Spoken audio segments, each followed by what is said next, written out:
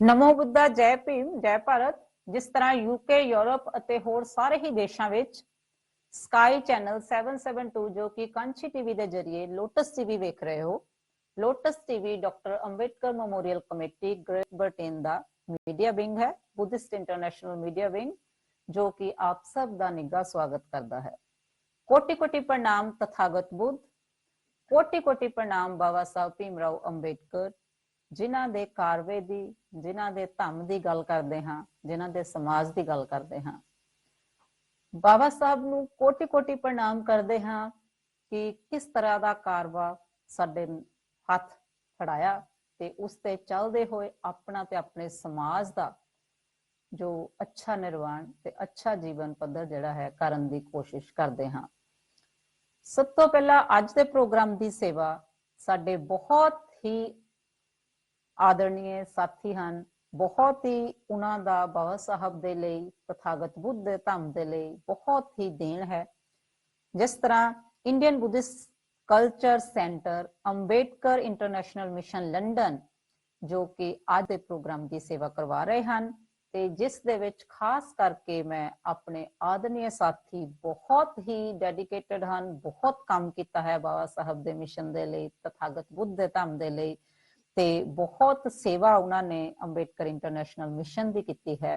ਬਹੁਤ ਸੁਦ੍ਰਿੜ ਇਰਾਦਿਆਂ ਵਾਲੇ ਹਨ, ਹਰ ਤਰ੍ਹਾਂ ਦਾ ਕੰਮ ਕਾਰਜ ਹਮੇਸ਼ਾ ਹੀ ਸਪੋਰਟਿਵ ਹੁੰਦੇ ਹਨ, ਹਮੇਸ਼ਾ ਹੀ ਸਹਿਯੋਗੀ ਹੁੰਦੇ ਹਨ। ਜਿਨ੍ਹਾਂ ਦੇ ਵਿੱਚ ਸਾਡੇ ਸਾਥੀ ਮਿਸਟਰ सतपाल ममन जी, मिस्टर प्रेम मान जी, मिस्टर शेखर बुदाकर जी ਅਤੇ ਮਿਸਟਰ ਸੁਭਾਸ਼ ਜੱਸਲ ਜੀ, ਬਹੁਤ ਬਹੁਤ ਇਹਨਾਂ ਦਾ ਖਾਸ ਕਰਕੇ ਧੰਨਵਾਦ ਕਰਦੇ ਹਾਂ ਜਿਨ੍ਹਾਂ ਨੇ ਕਿ ਅੱਜ ਦੇ ਪ੍ਰੋਗਰਾਮ ਦੀ ਸੇਵਾ ਸਾਡੀ ਕਰਵਾਈ ਹੈ। ਤੇ ਅੱਜ ਦੇ ਪ੍ਰੋਗਰਾਮ ਦੀ ਸੇਵਾ ਕਰਵਾਉਣ ਦੇ ਵਿੱਚ ਉਹਨਾਂ ਸਭ ਦਾ ਧੰਨਵਾਦ ਕਰਦੇ ਹਾਂ। ਹਮੇਸ਼ਾ ਹੀ ਸਹਿਯੋਗੀ ਹੁੰਦੇ ਹਨ। Ambedkar international mission Lotus TV ਦਾ ਹਮੇਸ਼ਾ ਹੀ ਸਹਿਯੋਗੀ ਬਣੇ ਹਨ ਤੇ ਹਮੇਸ਼ਾ ਹੀ ਬਾਬਾ ਸਾਹਿਬ ਦੇ ਕਾਰਵੇ ਦੀ, ਤਥਾਗਤ ਬੁੱਧ ਦੇ ਧੰਮ ਦੀ ਗੱਲ ਕੀਤੀ ਹੈ ਤੇ ਸਮਾਜ ਦੇ ਨਾਲ ਇਸ ਨੂੰ ਜੋੜਿਆ ਹੈ। ਉਸ ਦੇ ਨਾਲ ਨਾਲ ਜਿਸ ਤਰ੍ਹਾਂ ਅੱਜ ਦਾ ਜੋ ਪ੍ਰੋਗਰਾਮ ਹੈ ਉਸ ਦੇ ਵਿੱਚ ਬਹੁਤ ਹੀ ਅੱਛਾ ਆਪ ਦੇ ਨਾਲ ਜੋ ਸਾਂਝਾ ਪਾਈਆਂ ਜਾਣਗੀਆਂ। ਜਿਸ ਤਰ੍ਹਾਂ ਤਥਾਗਤ ਬੁੱਧ ਦੇ ਧੰਮ ਦੇ ਵਿੱਚ ਭਿੱਖੂ ਸੰਘ ਤੇ ਭਿਕਸ਼ੁਣੀ ਸੰਘ ਬਣਾਇਆ ਗਿਆ ਹੈ, ਜੋ ਕਿ ਸਾਨੂੰ ਤਥਾਗਤ ਬੁੱਧ ਦੇ ਧੰਮ ਦਾ ਪ੍ਰਚਾਰ ਤੇ ਪ੍ਰਸਾਰ ਕਰਾਉਂਦੇ ਹਨ, ਤਥਾਗਤ ਬੁੱਧ ਦੇ ਧੰਮ ਦਾ ਗਿਆਨ ਕਰਵਾਉਂਦੇ ਹਨ। ਉਸ ਦੇ ਵਿੱਚ ਇੱਕ ਬਹੁਤ ਹੀ ਅੱਛਾ ਸਾਡੇ ਕੋਲ ਵੀਡੀਓ ਹੈ ਜੋ ਕਿ ਸਾਡੇ ਬਹੁਤ ਹੀ ਆਦਰਣੀय ਸਾਥੀ ਸਤਪਾਲ ਮਮਨ ਜੀ ਨੇ ਬਹੁਤ ਹੀ ਇੱਕ ਸ਼ਲਾਘਾਯੋਗ ਕਨਵਰਸੇਸ਼ਨ ਇੱਕ ਸਾਡੇ ਭਿੱਖਣੀ ਦੇ ਨਾਲ ਉਹਨਾਂ ਦੀ ਬਾਤ ਜੋ ਹੋਈ ਹੈ ਉਹ ਆਪ ਨਾਲ ਜ਼ਰੂਰ ਸਾਂਝੀ ਕਰਾਂਗੇ ਅੱਜ। ਤੇ ਖਾਸ ਉਸ ਨੂੰ ਬਹੁਤ ਹੀ ਧਿਆਨ ਦੇ ਨਾਲ ਦੇਖਣ ਵਾਲੀ ਹੈ ਤੇ ਧੰਮ ਦਾ ਗਿਆਨ ਤੇ ਇੱਕ ਭਿੱਖੂ ਸੰਘ ਦੀਆਂ ਕਠਿਨਾਈਆਂ, ਭਿੱਖੂ ਸੰਘ ਦਾ ਜੀਵਨ, ਉਸ ਨੂੰ ਕਿਸ ਤਰ੍ਹਾਂ ਸਮਝਿਆ ਜਾ ਸਕਦਾ ਹੈ, ਬਹੁਤ ਹੀ ਅੱਛਾ ਆਪ ਨਾਲ ਅਸੀਂ ਵੀਡੀਓ ਜੋ ਹੈ ਸਾਂਝਾ ਕਰਾਂਗੇ। ਉਸ ਵੱਲ ਨੂੰ ਵਧਣ ਤੋਂ ਪਹਿਲਾਂ ਇੱਕ ਵਾਰ ਫੇਰ ਇੰਟਰਨੈਸ਼ਨਲ ਮਿਸ਼ਨ ਲੰਡਨ ਦੇ ਸਾਰੇ ਹੀ ਮੈਂਬਰਾਂ ਦਾ, ਖਾਸ ਕਰਕੇ ਸਤਪਾਲ ਮਮਨ ਜੀ ਦਾ, ਪ੍ਰੇਮ ਮਾਨ ਜੀ ਦਾ, ਸ਼ੇਖਰ ਜੀ ਦਾ ਤੇ ਸੁਭਾਸ਼ ਜੱਸਲ ਜੀ ਦਾ ਧੰਨਵਾਦ ਕਰਦੇ ਹਾਂ ਕਿ ਉਹਨਾਂ ਨੇ ਲੋਟਸ ਟੀਵੀ ਤੇ ਅੱਜ ਦੇ ਪ੍ਰੋਗਰਾਮ ਦੀ ਸੇਵਾ ਲੈ ਕੇ ਸਾਨੂੰ ਬਹੁਤ ਹੀ ਇੱਕ ਸਹਿਯੋਗੀ ਹੋਏ ਹਨ ਤੇ ਇਹਨਾਂ ਦੇ ਸਾਰਿਆਂ ਦੇ ਸੁਖੀ ਤੇ ਨਿਰੋਗੀ ਰਹਿਣ ਦੀ ਕਾਮਨਾ ਕਰਦੇ ਹਾਂ। ਉਸ ਦੇ ਨਾਲ ਨਾਲ ਕੁਝ ਸੂਚਨਾਵਾਂ ਵੀ, ਜਿਸ ਤਰ੍ਹਾਂ ਪਿਛਲੇ ਹਫ਼ਤੇ ਵੀ ਆਪ ਨਾਲ ਸਾਂਝਾ ਪਾਇਆ ਸੀ ਕਿ ਸਾਡੇ ਬਹੁਤ ਹੀ ਆਦਰਣੀय ਸਾਥੀ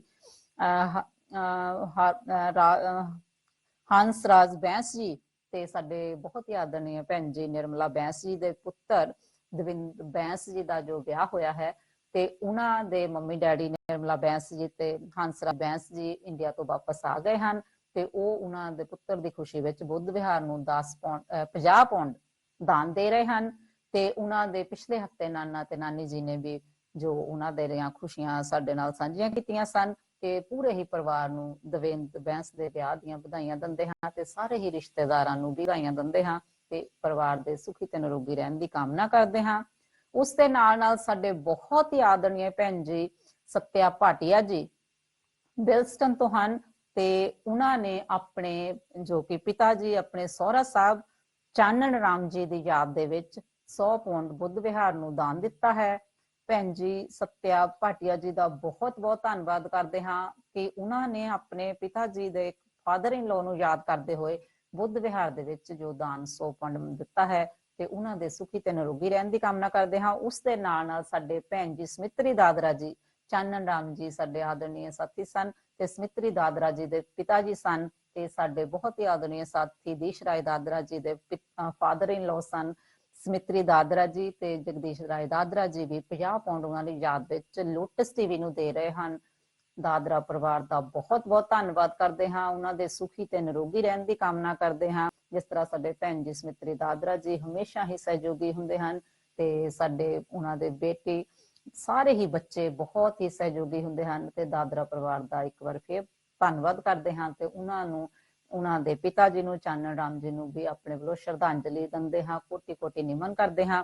ਇਸ ਦੇ ਨਾਲ ਨਾਲ ਜਿਸ ਤਰ੍ਹਾਂ ਸਾਂਝਾ ਪਾਈਆਂ ਹਨ ਕਿ ਬਹੁਤ ਹੀ ਅੱਛੀ ਪਿਕਸ਼ਨੀ ਸਾਡੇ ਬਹੁਤ ਹੀ ਇੱਕ ਐਕਸਟਰਾ ਆਰਡੀਨਰੀ ਇੰਟਰਵਿਊ ਸਾਡੇ ਸਤਪਾਲ ਮੁਮਨ ਜੀ ਨੇ ਜੋ ਕੀਤੀ ਹੈ ਸਾਡੇ ਭਿੱਖੂ ਸੰਘ ਦੇ ਨਾਲ, ਉਹਨਾਂ ਨੂੰ ਮੌਕਾ ਮਿਲਿਆ ਸੀ ਤੇ ਅੱਜ ਉਹ ਵੀਡੀਓ ਆਪ ਨਾਲ ਸਾਂਝੀ ਕਰਦੇ ਹਾਂ ਤੇ ਪਲੀਜ਼ ਤੁਹਾਨੂੰ ਇਸ ਵੀਡੀਓ ਦੇ ਨਾਲ ਛੱਡਦੇ ਜਾਂਦੇ ਹਾਂ। ਅੱਜ ਲਾਈਵ ਕਾਲਸ ਨਹੀਂ ਹੋਣਗੇ, ਅਗਲੇ ਹਫਤੇ ਤੱਕ ਇਸ ਪ੍ਰੋਗਰਾਮ ਦੀ ਫੀਡਬੈਕ ਵੀ ਲਵਾਂਗੇ ਤੇ ਅਗਲੇ ਹਫਤੇ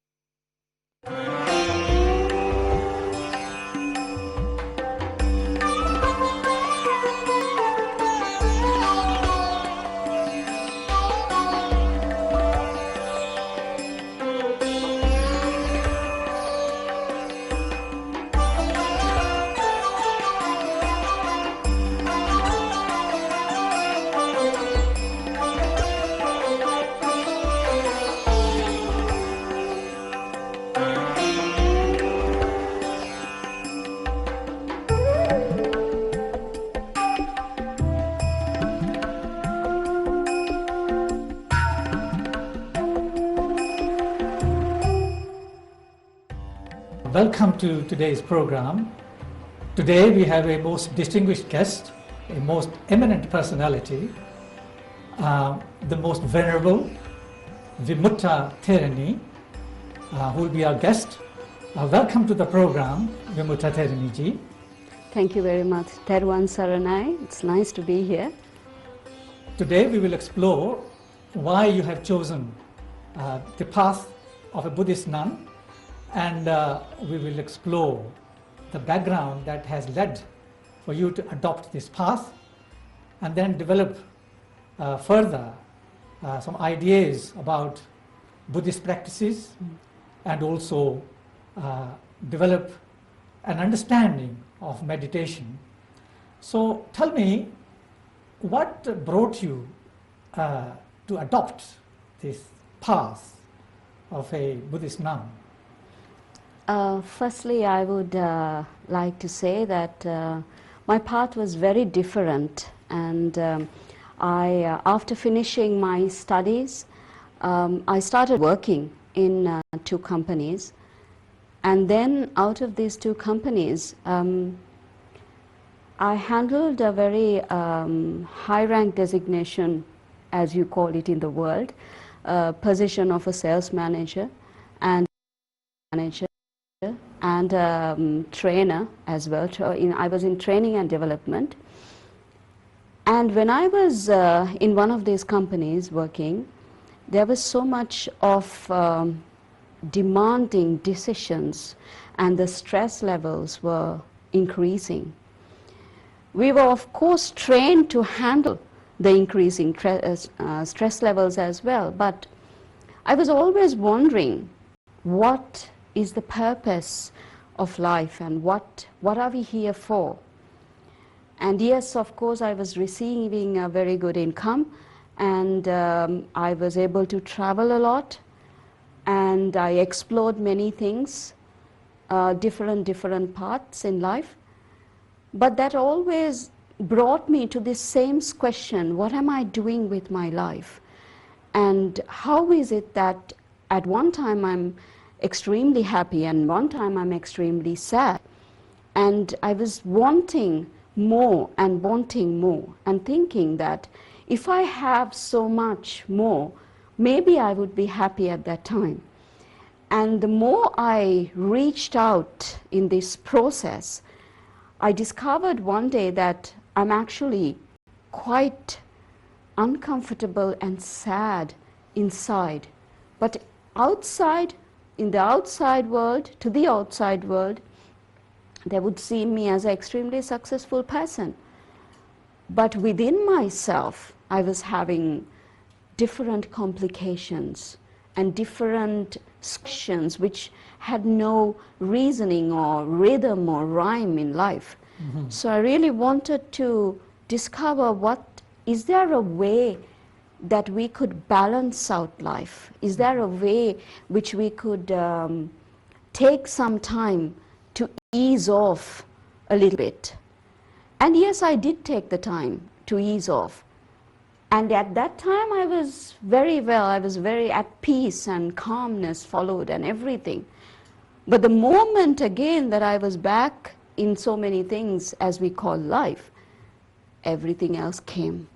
So this tremendous feeling which I had going from one end to the other and from running from one end to the other, I was becoming tired of this, and I really wanted answers. And then I followed certain practices in according to different cultures, according to different methods, and then finally came to a place of my life where I discovered a path where it seems to answer a lot of these questions which was running through my head. And when I actually practice this, it still makes sense. Even after 2,500 years after this method was being taught in the world, it still made sense when you actually do it now in a day-to-day life. So that made me choose the robes as well. So basically, the stressful environment and asking the question about the meaning of life, what are we here for, seems to have been very deep questions that you asked, which must have been a turning point in your life to seek some solutions to some of those questions, deep questions you raised. And then you chosen the path of the Buddha, so that was the reasoning behind choosing this path. So Yes. when did you ordain? Actually, I started this search about nearly about 17 years back. This questioning, the rhythm of questioning of why am I here, what am I doing, and what is it that drives us to do things in life, and how are we happy at one time and sad at one time and everything in between. That was about 17 years back, and I started to meditate in different levels and whatever. But after doing most of that, I truly discovered that there is a thing called knowledge, and then there is a thing called wisdom, which was two different things. I made the mistake of thinking that knowledge means wisdom, but then later on I discovered that knowledge means something else and wisdom means something completely different. And then from there onwards, it's about 3 years since I've ordained as a Buddhist nun, but my search was for about 17 years, I would say. So did you turn to meditation prior to becoming ordained? Yes, I did. I actually started the meditations during this line of questioning from myself, and then I wanted to find a path or some answers, to some real answers, not temporary solutions. And that led me into meditations of various kinds, various methods, which helped me immensely in solving different things. Of course, now you have a monastery, I believe, in Sri Lanka, which is basically spreading this message of meditation and practice. And it seems to me, from examining your life, you are very much deeply involved with the spread of meditation.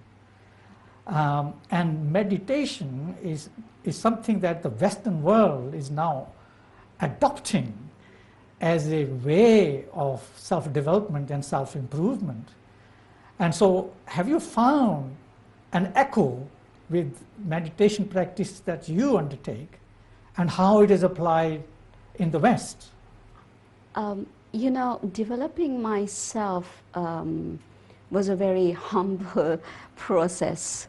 And throughout this process, I actually fell down a lot. And I had to get up on my own and discover things. And what made me think about taking another step into the world was to see, I saw myself in a lot of other people struggling in the same way, asking themselves of what are they really doing and where life is headed. Some of them it was about the stress, but for some of them they didn't even know what was causing the stress and that they are stressed. So what I saw in all of this was that if I have been struggling so much, maybe there's a person outside who needs this message, who needs to hear this message, and who would benefit out of this message. So I thought about taking this into the world of the places that I have been invited for this sole purpose only, and not any monetary gains. And regarding the types of meditations and things that the Western world is looking for, it's almost like, you know, we re-evaluate our life, our way of thinking, our technology, ways of developing ourselves. And everybody wants the revolution to begin. Everybody wants a new thing, a new version. Even if we just take a phone, we want another new version, and another new version. And I feel that when we get caught up in this mess of evolution and revolution, we sometimes forget where all of this are coming from, which is the mind. And then people, when they get stressed or when they have fear or all sorts of things like that, they look for another method to open up, to re-evaluate, and actually gain some more, substitute this in a different way. So in that sense, a lot of people are looking at meditations to calm themselves, to help themselves. But this is only the basic level of meditation. But meditation can grow into a much, much deeper way. You touched on knowledge and wisdom and the difference between the two. And it seems to me that the rest of the world is driven more by knowledge or acquisition of knowledge than wisdom. So can you elaborate the difference between knowledge and wisdom? The world is actually driven by, I would say, power, and also wanting more and more. And when this wanting more and more concept comes into us, even with knowledge, we think that acquiring knowledge gives us everything, gives us this power, gives us this wisdom, gives us everything. But knowledge is only knowledge.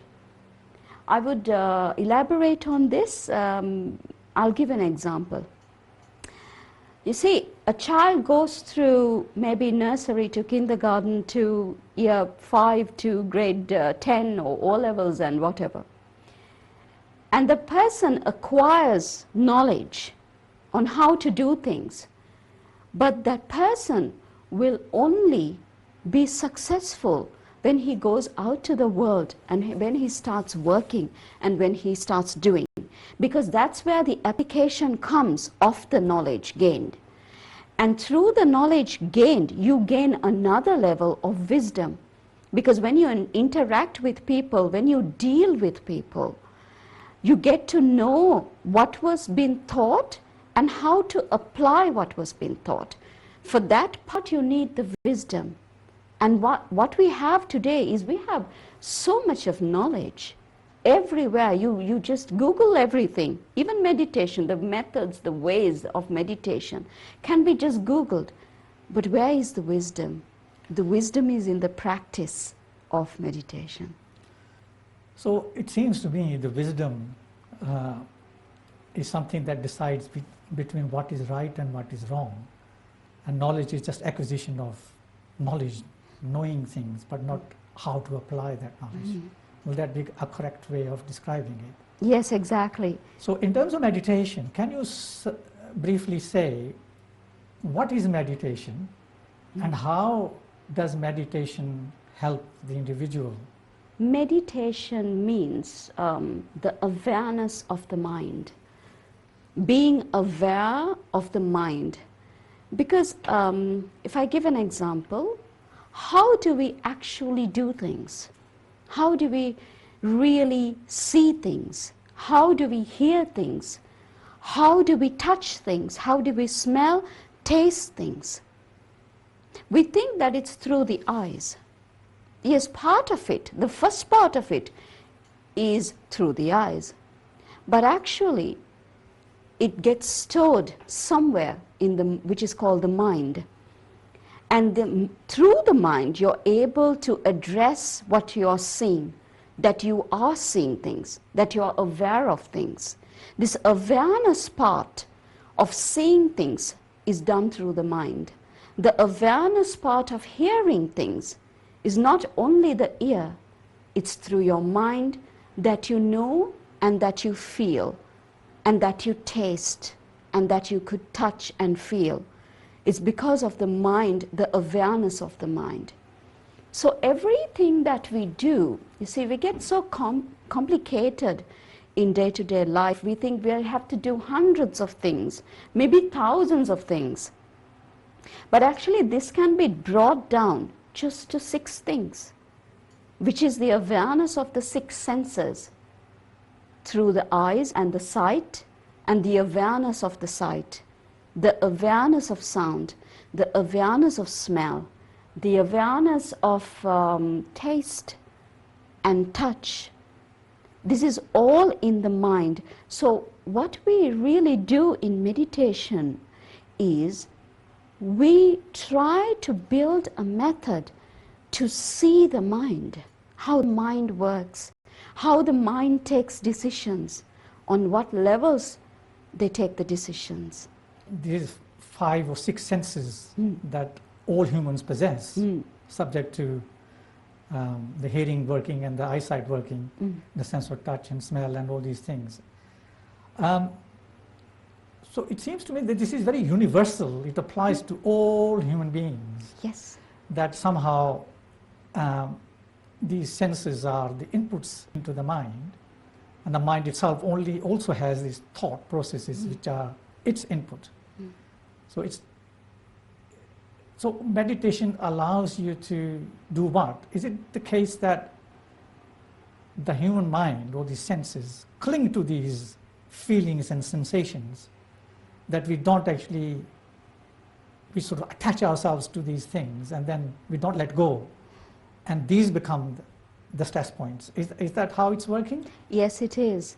It is through the awareness. When we develop the meditations, the ways of knowing the mind or observing the mind or being aware of the mind, you start seeing how you make decisions, on what basis you make decisions, and how these 6 senses, you're making use of the 6 senses to actually gain the information, and then you're making the decisions based on the information that you're gaining. So the main part is the mind, and how the mind is creating in one way and feeding in the other way.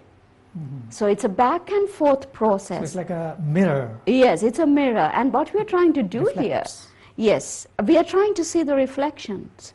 We're trying to see the reflections, how the mind takes decisions.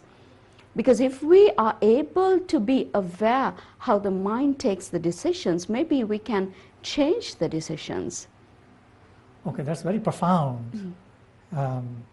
So when we look back into history, meditation can be found in all around the world.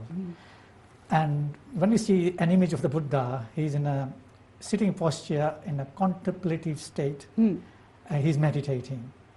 So did the Buddha actually discover, what kind of meditation did the Buddha discover?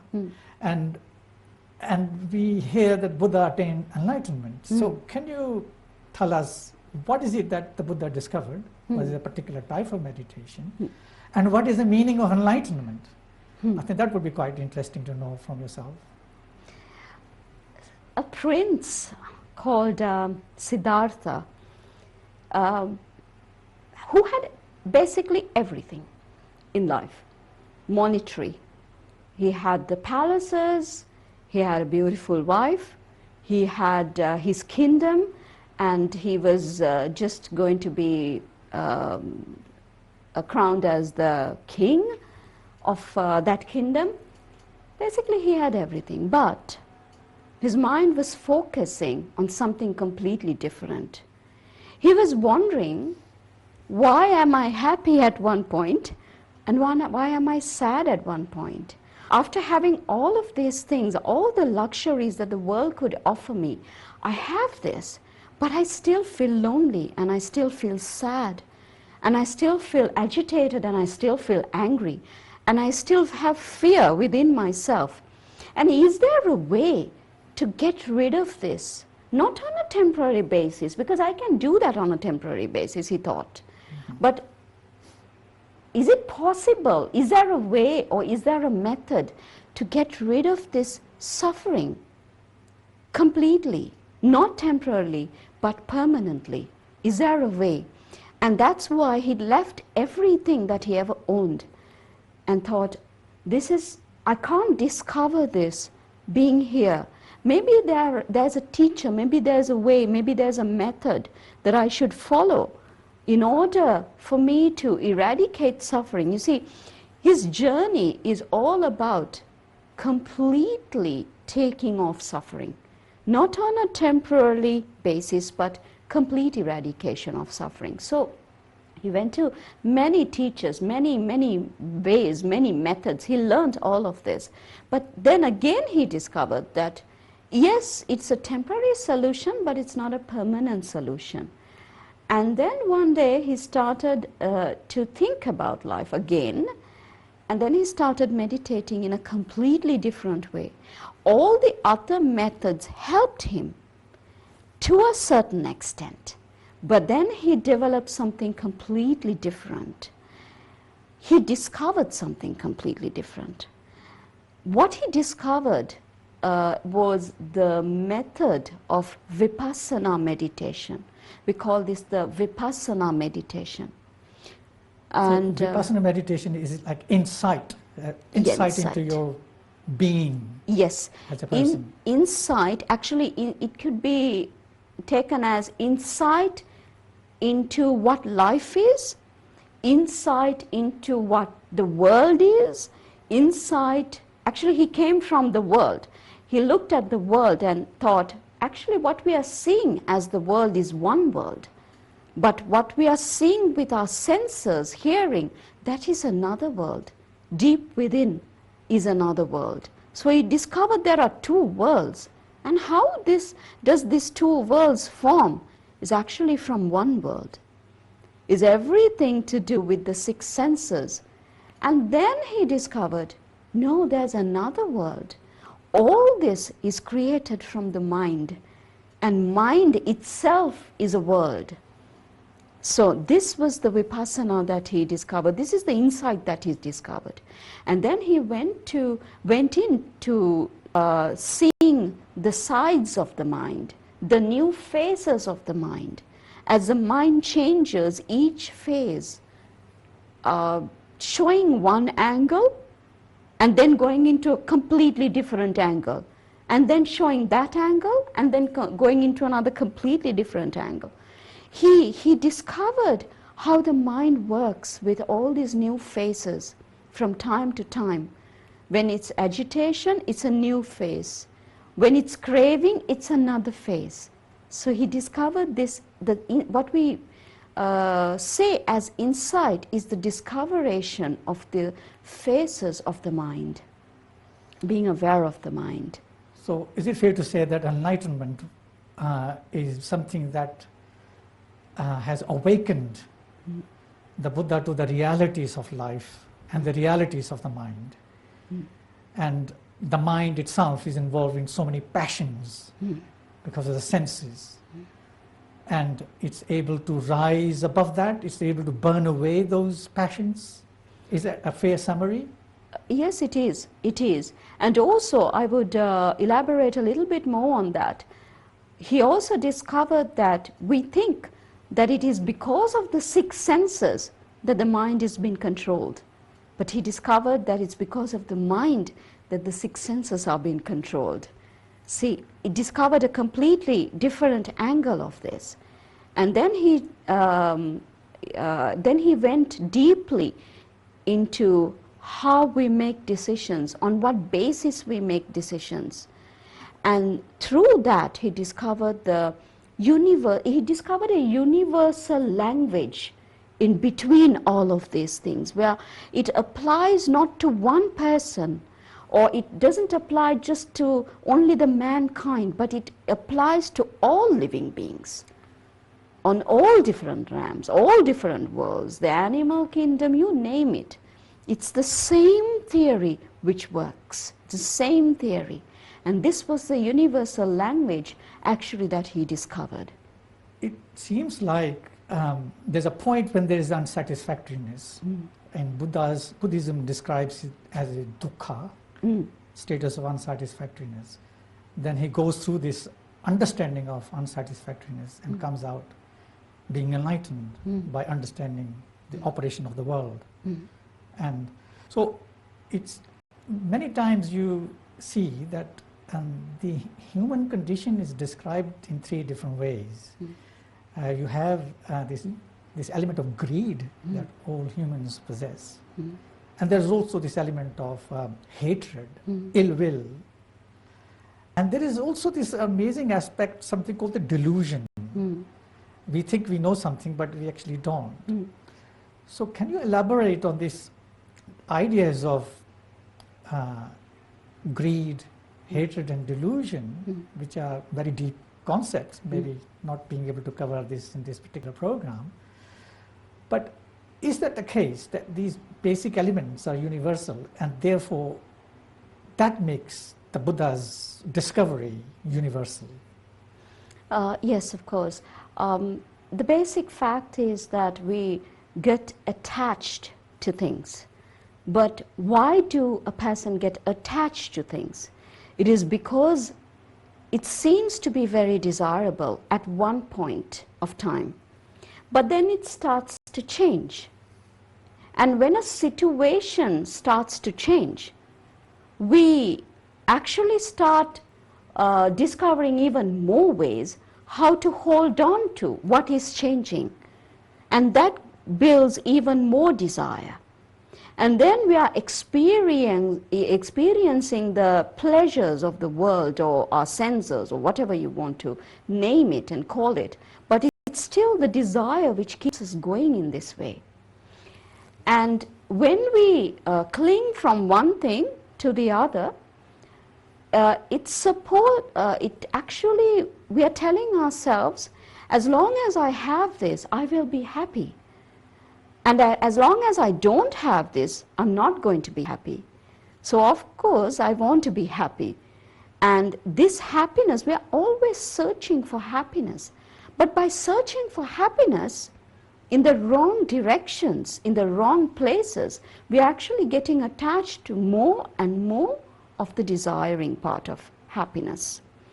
And this desire, which is created in the mind, develops into something called grasping. We are not sufficient enough to think that I have this and this is all I want nothing else. Because this desire builds after a time period, it starts deteriorating. And when it starts to deteriorate, we want more and we long for more. So we cling from one thing to another thing. And when that desire fades away, we cling from that thing to the other thing. This is how desire is created in the mind. And we get attached to this desire. Actually, we don't get attached to the thing. We get attached to desire more and more. And what causes hate is when we don't have what we so want in life.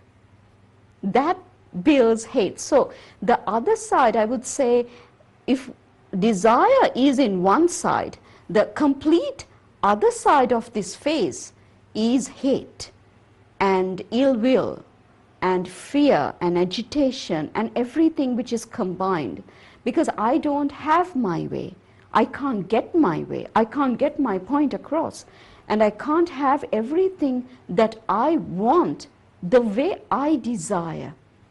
That builds hate. And the in between these two faces, desire and hate, or ill will we could call it, is because of the delusion that we are thinking that I will have my way.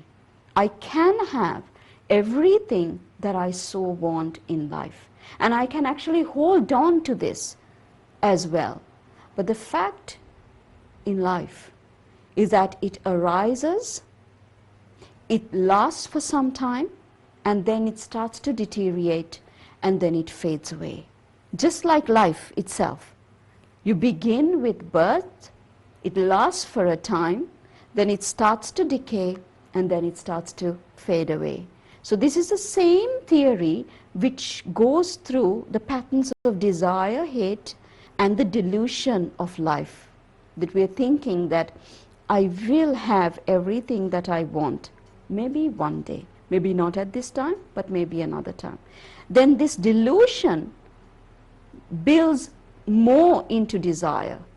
And when it doesn't happen our way, we have hate. And we have worry, we have suffering, and we have pain, and everything that we don't want to deal with. It's for a temporary happiness. For a very, very temporary happiness, we are actually sacrificing so much. We are willing to go through so much pain and suffering and everything for that very small bit of happiness. And when it starts to fade away, again, we are in the same frame, we are in the same square one. So this pattern of life is universal. It applies to everybody. It applies to all living beings. And the way out of it, Lord Buddha discovered the way out of this framework. A person in the street, a prime minister of a country, or a president of a country, these notions of greed, I want this and that, and this notion of I hate this, this notion of delusion, where I think I have got it, I'm happy, but you're not. Yes. So these aspects play on every personality on this planet, whether you are a president or a person in the street, whether you are executive of a corporation. So the world seems to me to be driven by these things, and as a consequence, not having the wisdom to control these passions, the world becomes a very bad place. And so it seems to me that the meditation aspects allows you to reflect on these values. Is that the correct way to understand meditation? Yes, the more the world is being driven by desire, driven by hate, and driven actually by delusion, the more we get ourselves complicated, the more the world seems to be very desirable, but in actual fact, it actually creates a lot of suffering inside. And this suffering is so laminated, it's actually laminated, you can't really see this. At a glance you wouldn't notice, but you need to go deep within, and to go deep within is where we need the meditations. And also to answer this question of realizations or enlightenment. You see, enlightenment is something that you can't describe. It is something that is of an experience. It's a wisdom. It's a wisdom which you gain And through this wisdom, what you actually have been doing is you have been completely eradicating desire, complete eradication of hate, and the complete eradication of delusion.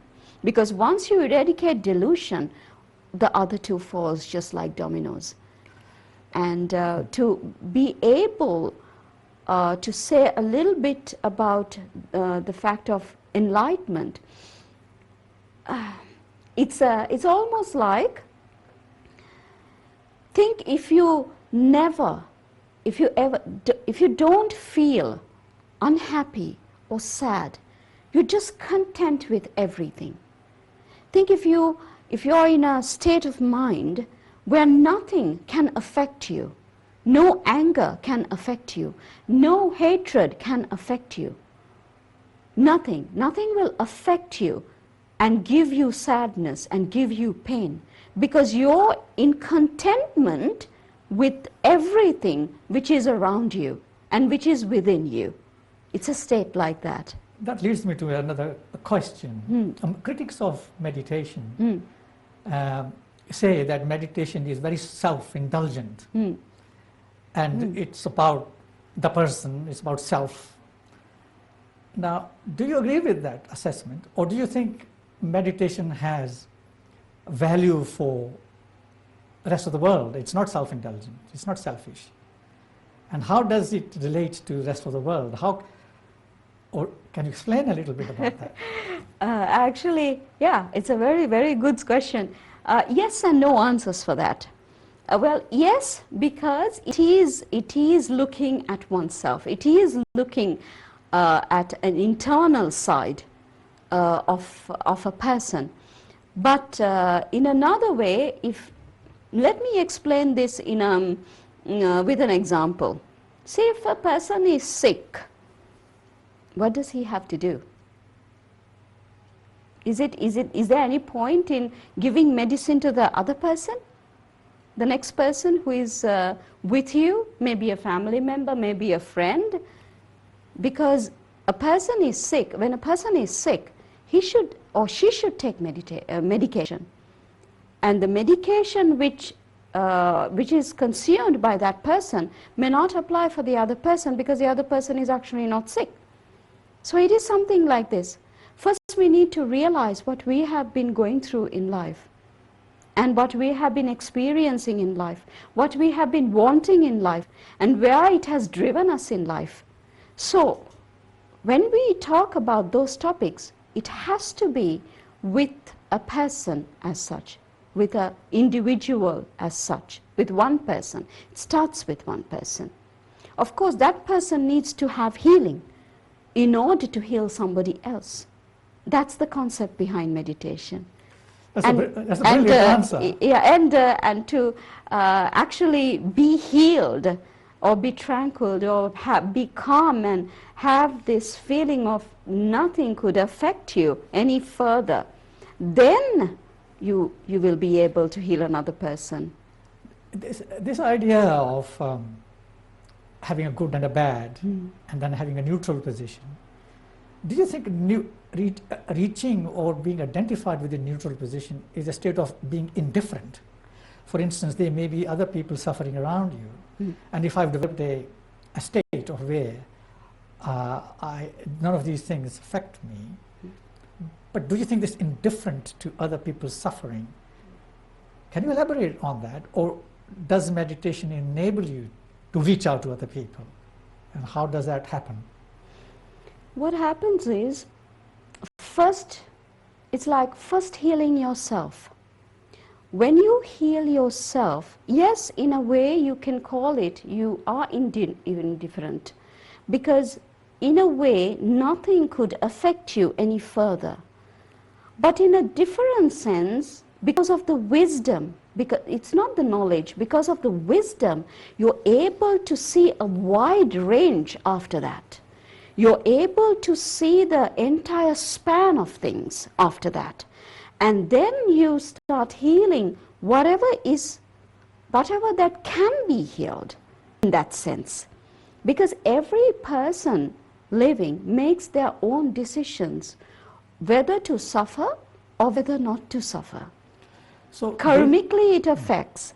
So it is through your personal and inner transformation and understanding of yourself that you are able to use that as a springboard Yes. to help others. Yes. And you quite often hear about Buddha being compassionate. It's called the greatest compassion. Greatest compassion. It's not just one spectrum of compassion, not only to your family or your neighbors or to your country, but it's to all living beings after that. Being compassionate to all living beings. So it's a wider spectrum if you take it on that this level. is obtained through inner reflection, inner understanding. Inner understanding of healing oneself, Of oneself. and gaining the wisdom, and then transcending that wisdom to the people or subjects or beings that who need it. See, you can't cure a person if that person is telling you, I don't have a sickness.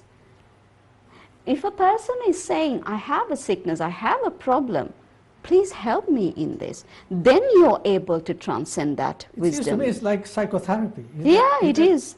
It is, I would say, this is a universal method. It is the science of science.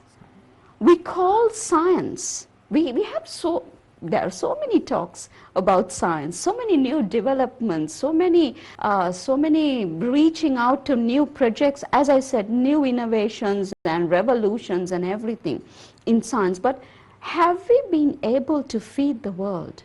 Have we been able to feed a country or a village completely that they don't have hunger anymore? It will never be able to, never be able to reach up to that. So we need to find another solution out of this. And the science, as we call now, is only one side of it. But the science that we're talking in a universal way is a complete different thing. How to eradicate all of these issues. It does indeed have universal application born out of inner self-realization and to be able to reach out to the world. From what you're describing, it seems to me that this word meditation is very much like a medication for the mind. Exactly. It really is. It really is a meditation. But without the pill. Without the pill.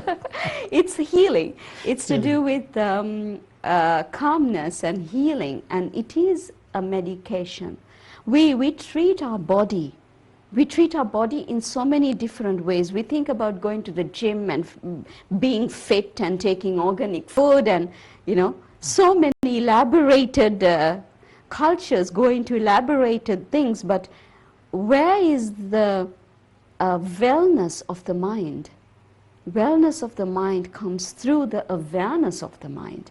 And the awareness of the mind comes through the actually insight of the mind. We are getting very close to the finalization of this program, and it's been a very profound conversation. Finally, I would like to ask you about personal questions in terms of how do you spend your spare time? Do you listen to music? Do you watch movies? Do you play sports? Read books? Socialize? Do you do any of these things, or can you explain to us how do you spend your spare time? Very valuable question. How do I would say the answer to this is yes. I do all of this. Yes, I watch movies, but I watch the movie of the life.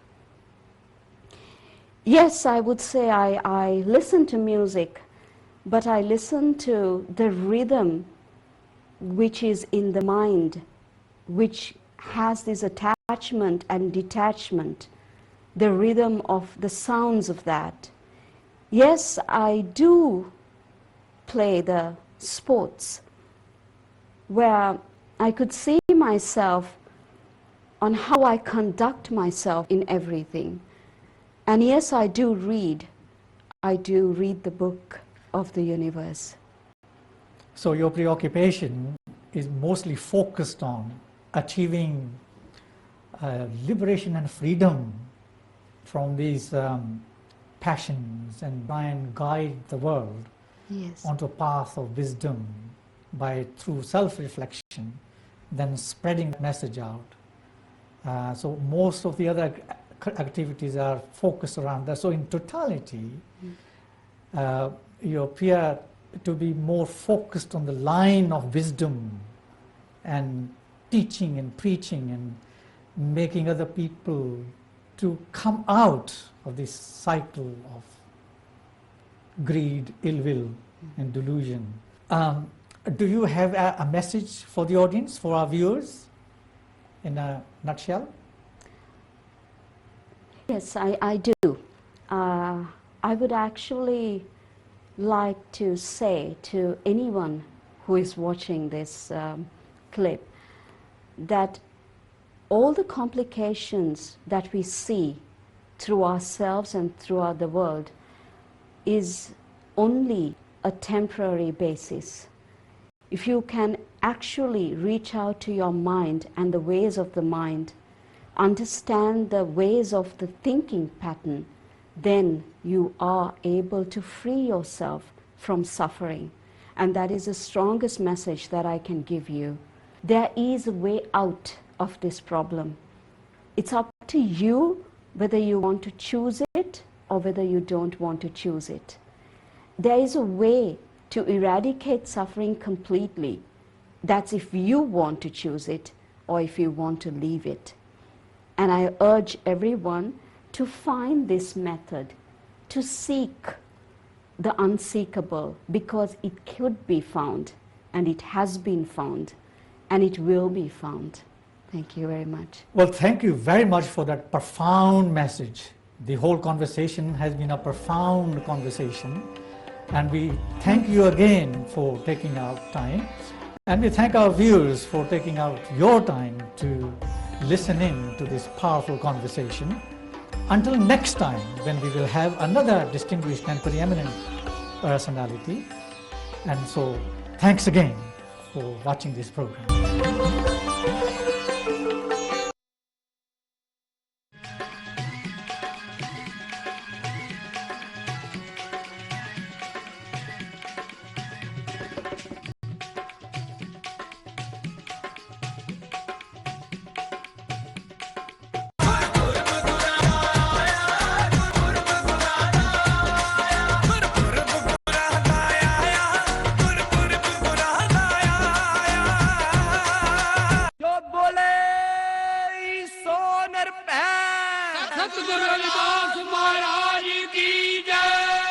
जय गुरुदेव धन गुरुदेव श्री गुरु रविदास महाराज जी के 644वें प्रकाश उत्सव के अमृत बाणी के पाठों दी लड़ियां शुरू हो चुकी हैं। जिसने भी पाठ की सेवा लेनी है वो साडे नाल कॉन्टैक्ट करो जी। जय गुरुदेव धन गुरुदेव। पैरों तो लेके सिर तक बंदा चमदा बनया सारा, बाणी विच भी गुरा ने लिख दिता रविदास चमारा। धन धन गुरु रविदास गुरु करे सब दी पूरी आस गुरु।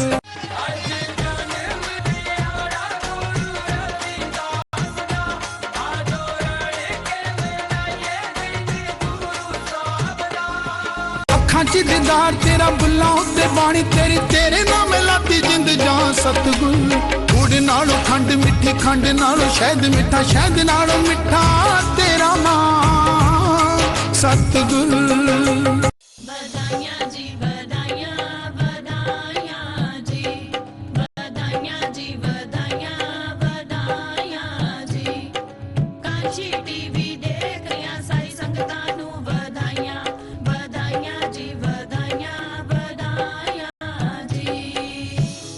कदे झुकना नहीं कदे रुकना नहीं, नाम कौम दा असी चमका देना।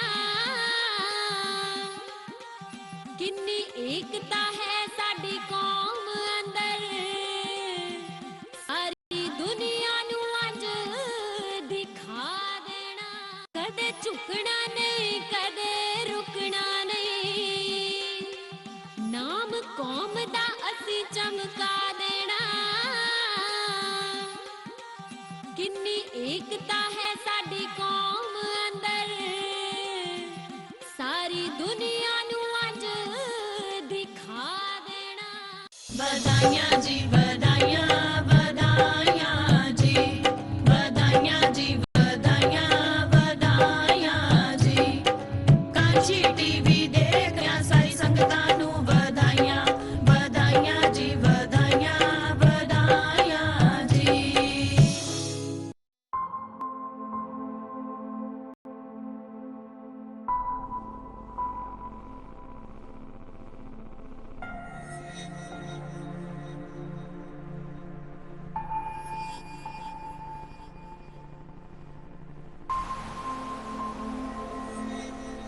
Look them in the eyes and tell them you're doing all you can to stop the spread of COVID-19.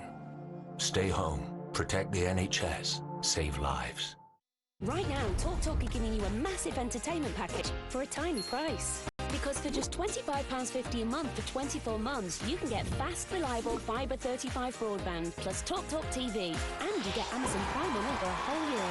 So a massive entertainment package for a tiny price. TalkTalk for everyone. Want a huge 160 gig for a team £20 a month? This 5G Ready SIM is the biggest, smallest thing to happen to your phone. Make any phone punch above its weight by connecting it to EE, the UK's #1 network. So get our smallest, biggest SIM-only deal, a whopping 160 gig for just £20 a month online or over the phone. That's kind of a big deal. There's no animal like them. There's no place like their home. But they're losing their home. And we're losing the elephants. Please help WWF protect them and their homes. Help us support local communities so elephants and people can thrive side by side. Call 0800 035 5916 or search WWF Adopt an Elephant and adopt a better future for elephants for just £3 a month today. Let's take our feet down Beagle Street. Oh, the people that we'll meet. We'll pop up here and drop in on Roy, settling in with his new baby boy. Life insurance, he thought, whilst getting a fright, and £100 voucher he received with delight. But these late nights must have him feeling less wise, as he spent it on a toy and not checked the size. So to get your life covered for what may, visit BeagleStreet.com and get your quote today.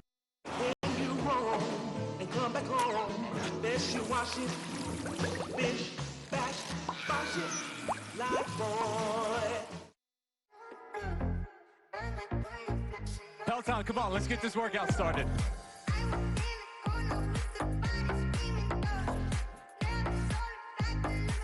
Claire in Manchester, you got this. Heart rate stays up. We're moving to the mat. Let's go, Peloton, bring that thunder. We did it together, Peloton.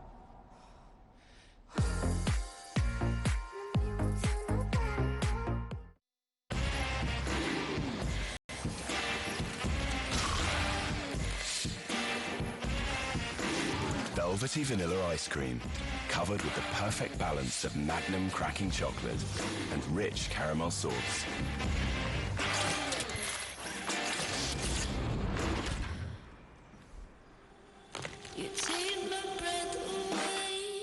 Double your pleasure with Magnum Double Caramel.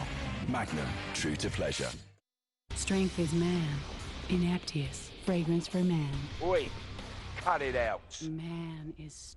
Oh, what's happening? Forget all this nonsense and use your nose. Aftershaves, deodorants, and roll-ons, they're all about smelling good, not success or being someone you ain't, so grab yourself some brew. It just smells good. No messing about. Pulse is ready.